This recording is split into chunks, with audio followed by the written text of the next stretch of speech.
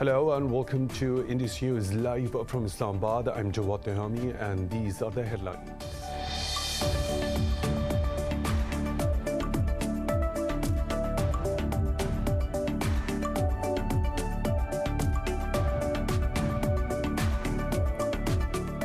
The US has warned that a civil war in Afghanistan might be a possible scenario after US withdrawal. In an interview with CNN, Secretary of State Antony Blinken said even after the pullout, the US is not disengaging from Afghanistan. Earlier, US envoy Zalmay Khalilzad said the US and its allies will sanction the Taliban if they pursue military takeover of Afghanistan.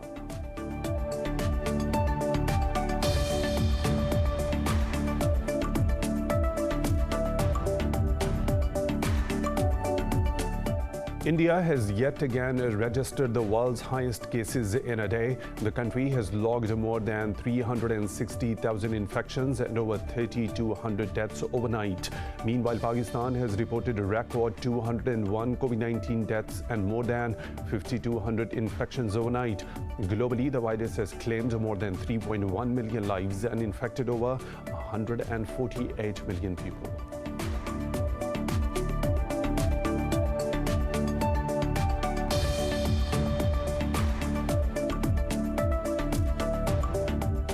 Myanmar's shadow government has told ASEAN that it will not engage in talks until the military releases all the political prisoners. The bloc has been trying to find a path out of a bloody crisis triggered by the coup in February and has called for an end to violence and talks between all sides. But the military has already declined to accept proposals to resolve the crisis.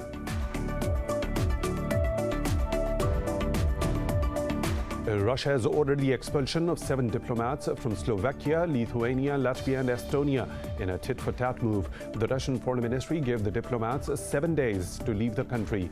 Last week, Lithuania, Latvia and Estonia expelled 4 Russian diplomats over alleged espionage.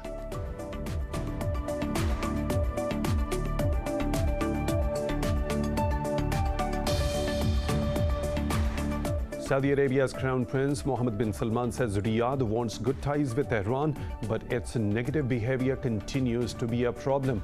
In an interview with Al Arabiya, the prince said Riyadh is working with the world to find solutions to issues like Iran's nuclear and missile program. The Crown Prince also renewed Riyadh's offer for a settlement with Yemen's Houthi rebels. Meanwhile, Riyadh says its air defenses have destroyed a Houthi drone launched towards the kingdom.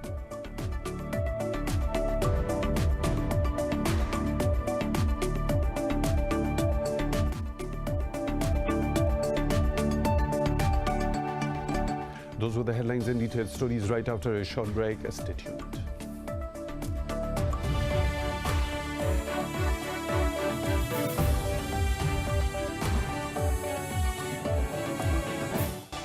Welcome back, and now for the news in detail. The US has warned of the possibility of a civil war in Afghanistan after the withdrawal of the coalition troops. In an interview with CNN, Secretary of State Antony Blinken said no one is interested in another war, especially the Afghan people. Blinken added the United States will continue to be deeply engaged in supporting Afghanistan. He said the Biden administration is planning for every scenario that could arise from the move, including a Taliban takeover. Earlier, US envoy Zalmay Khalilzad said Washington and its allies will impose sanctions on the Taliban if they pursue a military takeover of Afghanistan. He added the choice that the Afghans face is between a negotiated political settlement and a long war. Khalilzad said the United States is helping Kabul find replacements for departing American contractors. Meanwhile, US senators said they are concerned that Biden is rushing a US withdrawal. It comes after Washington ordered non-essential staff to leave its Kabul embassy, citing increased threats. India has yet again registered the world's highest cases and its record deaths in a day. The country has logged more than 360,000 infections and over 3,200 deaths overnight. Globally, the virus has claimed more than 3.1 million lives and infected over 148 million people. More on the coronavirus in this report. For over a year now, the pandemic has ruptured the social and economic fabric of the society. Asian Development Bank has warned that the region's expected solid economic rebound this year could be risked by new outbreaks and delays in vaccine rollout. The bank has provided India $1.5 billion to deal with its crisis. Meanwhile, despite the ravaging number of infections, devotees in India gathered at temples to mark the birth anniversary of the Hindu monkey god. We're asking devotees to adhere to the social distancing norms. The coronavirus is spreading very fast in the city, and it is our duty to keep people safe. So we are announcing on the loudspeakers and asking devotees to offer prayers at their homes and do not crowd the temples. Over in Europe, Ukraine has acquired a $90 million loan from the World Bank to procure vaccines. Belgium has tightened its travel ban on Brazil, India and Southern Africa. Meanwhile, in the US, President Joe Biden says fully vaccinated Americans do not need to wear masks during outdoor activities when there is no crowd. While we still have a long way to go in this fight and a lot of work to do in May and June to get us to July 4th, we've made stunning progress because of all of you, the American people. In South America, Brazil's Senate has opened an inquiry into the government's handling of the COVID-19 pandemic. The country reported 3,086 more deaths, bringing the total to over 395,000. Pakistan has reported its record single-day deaths from COVID-19 as 201 people lost their lives overnight. The Health Ministry says the countrywide death toll has reached 17,530. Is that nearly 5,300 more people tested positive overnight. The caseload has crossed 810,000, out of which more than 704,000 have recovered. The ministry said there are over 88,000 active cases in the country. The country's coronavirus positivity rate stands at 10.7%. Planning Minister Asad Umar says daily vaccinations in the country crossed the 100,000 mark yesterday. So far, more than 2 million people have been vaccinated in Pakistan. Pakistan's Prime Minister Imran Khan has urged equitable and timely delivery of the COVID-19 vaccines to low-income countries. Khan shared these views in a telephonic conversation with Microsoft co-founder Bill Gates. The Prime Minister expressed appreciation for the work of Bill and Melinda Gates Foundation for fighting poverty. Khan affirmed the government's commitment to achieving a polio-free Pakistan. He further apprised Gates about Pakistan's flagship initiatives, including the 10 billion tree tsunami. Gates acknowledged Pakistan's commitment to addressing climate change. Pakistan has a robust partnership with the Gates Foundation, including its support to the Ehsaas program. Myanmar's pro-democracy unity government has ruled out talks on the crisis until all the political prisoners are released. This comes days after the Southeast Asian neighbors called for an end to violence and talks between all the sides. In a statement, the unity government said the bloc needs to engage with it as the legitimate representatives of the people. Earlier, the UN asked Myanmar's coup leader to honor commitments made at the ASEAN meeting in Jakarta. But the military has already declined to accept proposals to resolve the crisis. Meanwhile, a bipartisan group of US senators has urged the Biden administration to slap more sanctions on the military junta. Over 750 people have been killed by the security forces in Myanmar despite mounting international pressure. Russia has ordered the expulsion of 7 diplomats from Slovakia, Lithuania, Latvia and Estonia in a tit-for-tat move. The Russian Foreign Ministry gave the diplomats 7 days to leave the country. Last week, Lithuania, Latvia and Estonia expelled 4 Russian diplomats over alleged espionage. Russia accused the 4 countries of showing what it called pseudo-solidarity with the Czech Republic. Prague had expelled 18 Russian diplomats over alleged involvement in an explosion at an ammunition depot in 2014. In recent weeks, several European countries have expelled Russian diplomats, triggering reciprocal measures by Moscow. The United States says an open dialogue with Russia will benefit the bilateral relation between the two countries. U.S. Secretary of State Antony Blinken said in an interview while commenting on a possibility of a U.S.-Russian summit. Blinken said Washington counts on a more stable and predictable relationship between the two countries. He said both the sides are exploring the possibility of a proposed summit and talking about its timing. He added the U.S. is ready to respond if Russia continues to engage in aggressive or reckless actions. This comes a day after Moscow said the actions by the U.S. and the NATO alliance in Europe are increasing the military threat. Saudi Arabia's Crown Prince Mohammed bin Salman says Riyadh wants good ties with Iran, but its negative behavior continues to be a problem. In an interview with Al Arabiya, the Crown Prince said Riyadh is working with the world to find solutions to issues like Iran's nuclear and missile program. The Crown Prince highlighted the extremism threats posed to the kingdom as he renewed Riyadh's offer for a settlement with Yemen's Houthi rebels. He expressed hopes that Houthis will accept the dialogue call to reach solutions. Meanwhile, Arab coalition fighting in Yemen said its air defenses destroyed an armed Houthi drone launched towards the Saudi city of Khamis Mushaid. The coalition also refuted claims that Houthis have made advances in Yemen's oil-rich Marib province against Yemeni forces. United Nations Special Envoy for Yemen, Martin Griffiths, has also called on the rebels to halt their Marib offensive. Houthis have rejected a Saudi peace plan while the heavy fighting rages on in Marib. The U.S. says its naval ship fired warning shots after 3 vessels from Iranian Navy came close to it in the Gulf. This is the second incident in as many days that the two sides have had a close encounter in the international waters. In a statement, the U.S. military said the firebolt issued multiple warnings via bridge-to-bridge radio and loud hailer devices. It added the crew fired the warning shots after the vessels continued their close-range maneuvers. However, they moved away to a safe distance from the U.S. vessels following the shots. The military added the U.S. is not the aggressor, but it will conduct effective defensive measures when necessary.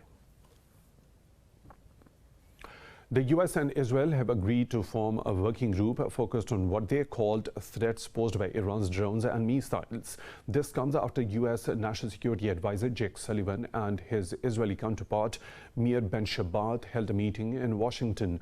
The diplomats accused Tehran of providing drones and precision-guided missiles to its allies. The White House said both the sides agreed on the threat posed by Iran's behavior in the Middle East. The meeting comes the same day the world powers and Iran began a third round of talks in Vienna over 2015 nuclear deal, with Iran's chief negotiator Abbas Araghchi has once again stressed that all sanctions on Iran must be lifted. More stories to follow right after a short break. Stay tuned.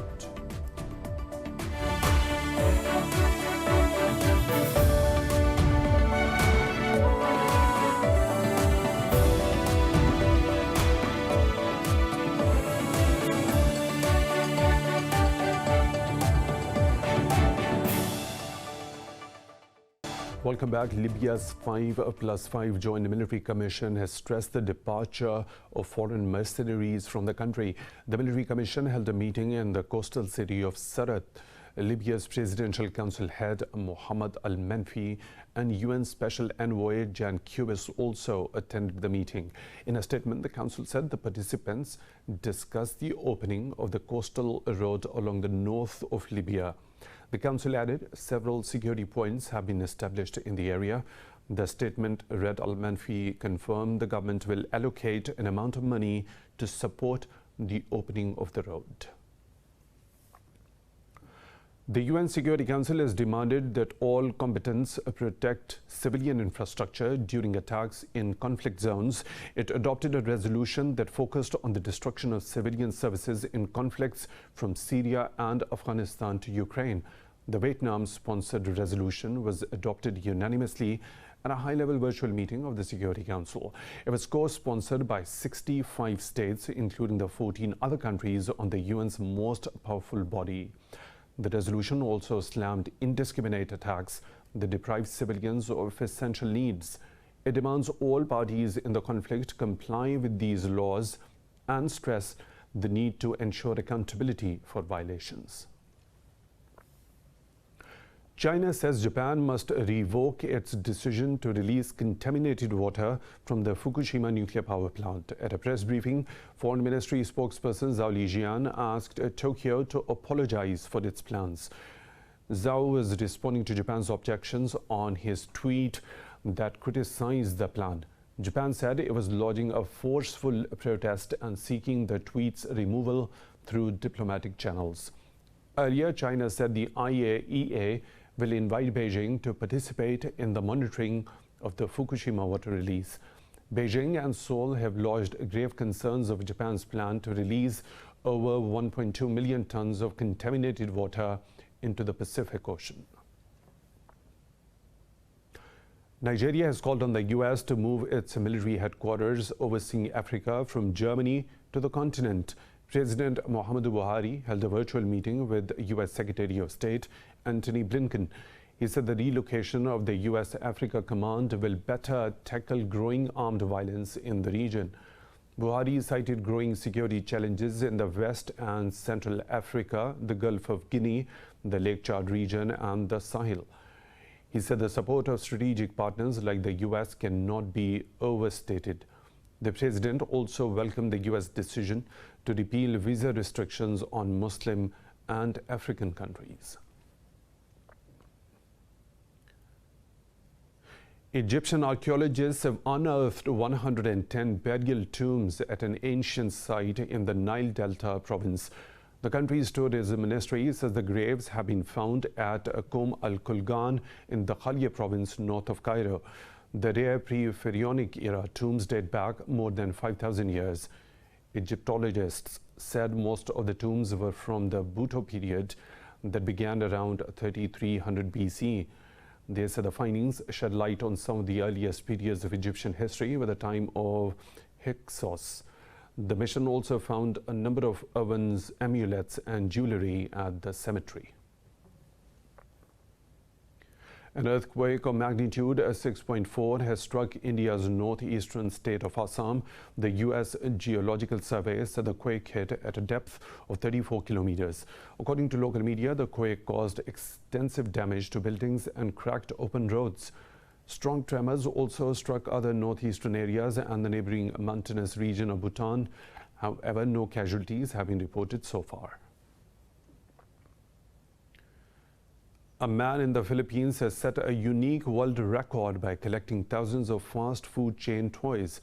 What about this collection in this report? From the age of 5, Filipino graphic artist Percival Lugu has had passion for collecting toys from fast food restaurant chains. Now, nearly 5 decades later, the 50-year-old has about 20,000 toys packed from floor to ceiling in his home. He holds a Guinness World Record since 2014 when his collection reached more than 10,000 items. As far as I can remember, when I was still a kid, I've already been collecting toys. Not necessarily the fast food toys that I have right now.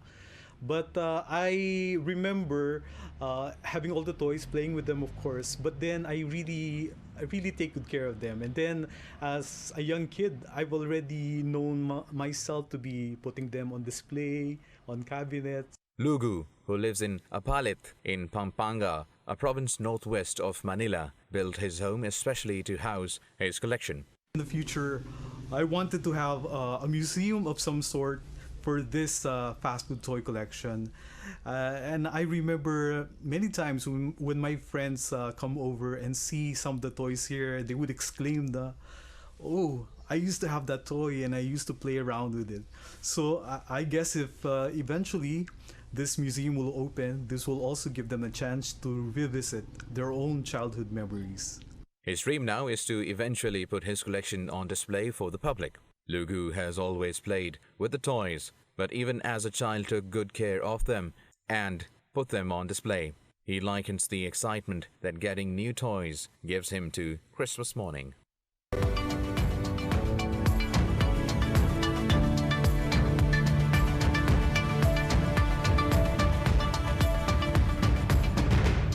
And other business updates. Japan's parliament has approved the Regional Comprehensive Economic Partnership. It is the world's largest free trade deal signed by 15 Asia-Pacific countries, including China and ASEAN members.